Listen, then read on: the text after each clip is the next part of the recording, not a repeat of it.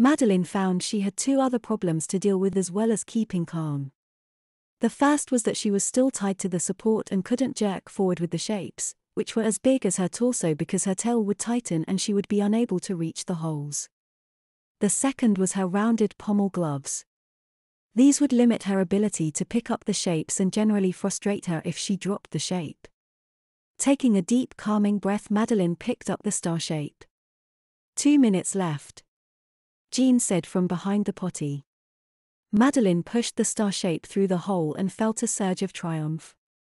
I picked up the rectangle and put it through the rectangle. Ole. Madeline thought, her mind beginning to deteriorate. Next, triangle into triangle. Wound in. Madeline saw that this was her last shape. How wrong. She thought, trying to squeeze the circle into the triangle hole. Rolling the shape around, she found the circle hole and began to push. Unfortunately, not the shape through the hole. In a moment of clarity, Madeline realized she had been duped. Shoving the circle into its hole, the potty began to open up and turn around very slowly as Madeline finished pooping her diaper. It stopped facing Madeline, who didn't care anymore and was crawling away to find a teddy bear still peeing her diaper. Summon turned to Hypnotic with wicked respect in her eyes and an evil smile. I know, Hypnotic said, looking at the back of Jean's skirt. Are you? She nodded her head at Jean. No, but I think she needs to use the potty. Black smoke covered Jean and she appeared sitting on top of the potty, still fully clothed with a newspaper in her hands. Quickly pulling down her wet training pants, Jean began reading to the tune of Simply the Best. Well, now that our little entertainment is over, let's get back to the task at hand, Hypnotic said as she and Summon moved back to their previous positions, leaving the rest of the Brotherhood staring open-mouthed at the scene that had transpired in front of them. You aren't going to change them. Avalanche was the first to find his voice.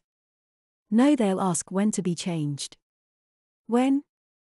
Even though when they act like babies they act more like babies, the cycle doesn't take into account an infant's attention span.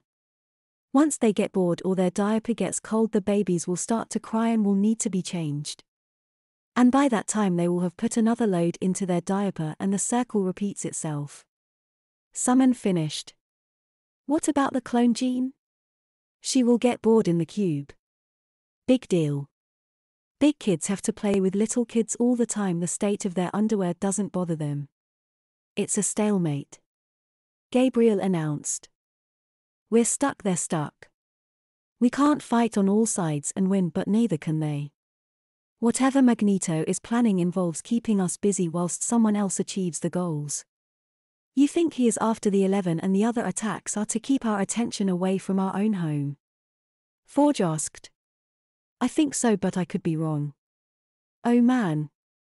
Spike said, with our defenses down as well, if it wasn't for us here the Brotherhood would be redecorating. We need to find Madeline and Rogue. With them here we could separate our forces. We could help one of the other groups to win their battles and bring help back to here at the same time, Iceman said. The others nodded. Where do we start? Nightcrawler asked. Madeline's head ached. Well, it did when she was big enough to think. Her thoughts drifted to her and away from her so quickly that it was hard to focus on anything except what Jean put in front of her. Sometimes she understood what Jean was saying to her, but others